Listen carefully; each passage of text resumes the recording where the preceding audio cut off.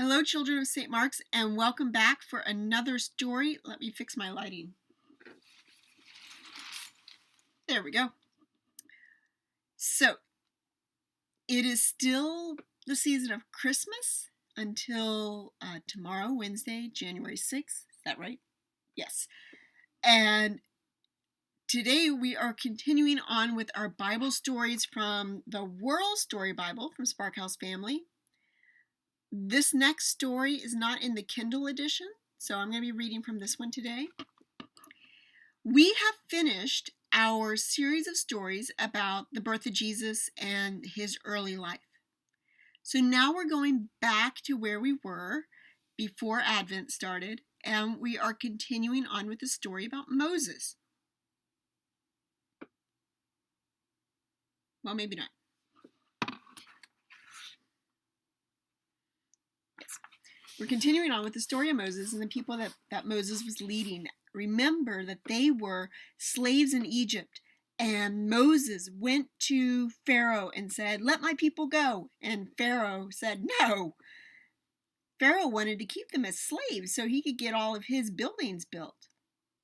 Eventually, Pharaoh gave in because all these terrible things happened, like we call them the plagues.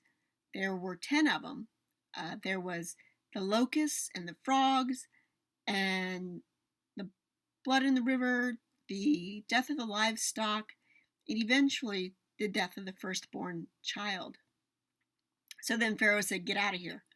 And remember that by the time Moses and Aaron, his brother, had led the Hebrew people out of Egypt and they were standing on the banks of the Red Sea trying to figure out how they were going to get across, and they all wanted to take a break because they were tired. Well, by then, Pharaoh's army had caught up with them. Pharaoh had changed his mind and he told his army, "Go get them. We need them. We need their labor. We need them to do all the work we don't want to do because it hurts our backs." Well, then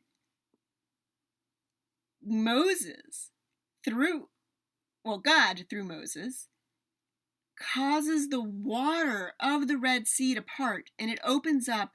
All the water goes out of the way, and the Hebrew people follow Moses over to the dry land, to the other side, and when they turn around, they see all of Pharaoh's army coming after them, and the waters fill in, and they drown. They don't make it. So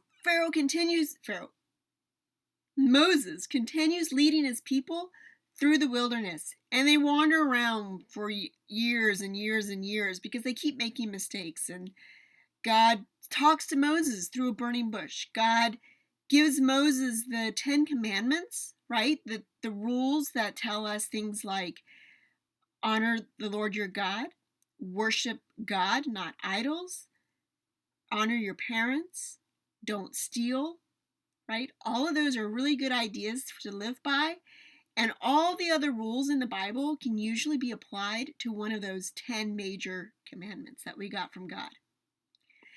Well, Moses' people were still complaining. They're like, "We have nothing to eat." So God provides the manna and quail. So now we're on to another story. We were reading from the book of Exodus, and our last story was Moses meeting God on the mountaintop.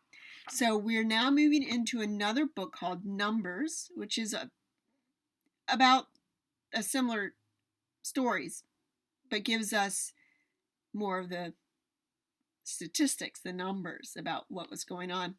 And so this one is called Snakes in the Wilderness.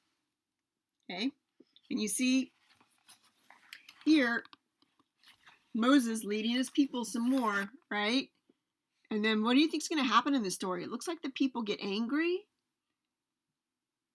And maybe they're not so much angry as they are a little worried about all these snakes here in the bottom picture. So let's read. If you're following along in your book, it's on page 74. God's people were complaining. They did that a lot. God's people were complaining. God rescued them from Egypt, but now they were stuck in the wilderness. They had to walk and walk and walk all day long. The people rubbed their tired, sore feet. They yelled at God and their leader Moses, "We're tired. There's no water." a bunch of snakes appeared among God's people. The more the people complained, the more the snakes bit the men and women and children. The people cried out for help. "Oh, that snake bit me! God, take these horrible snakes away! Help us, God! We were wrong not to trust you." Excuse me.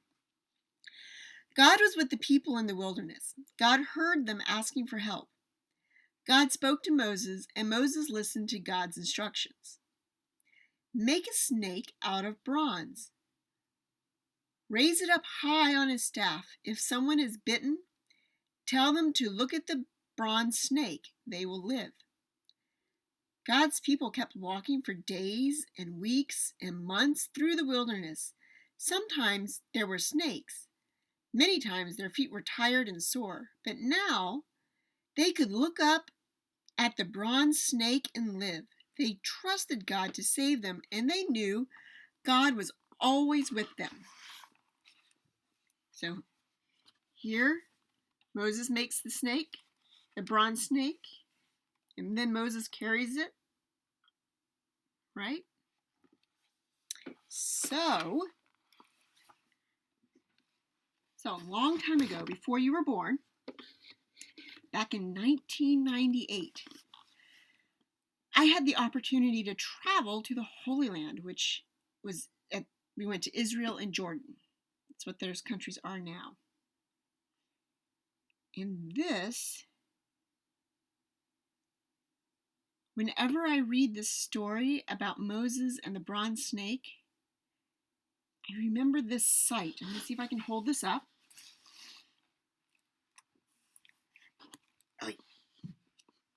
So, see this? Whoops.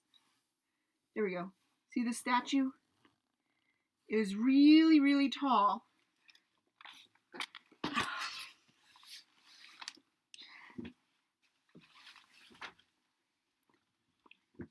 Now, my caption under that picture said Jesus as a serpent. But I've always thought about that statue when I read about Moses making that bronze serpent or bronze snake for the people to look at to keep them alive and to keep them safe from the snakes on the ground.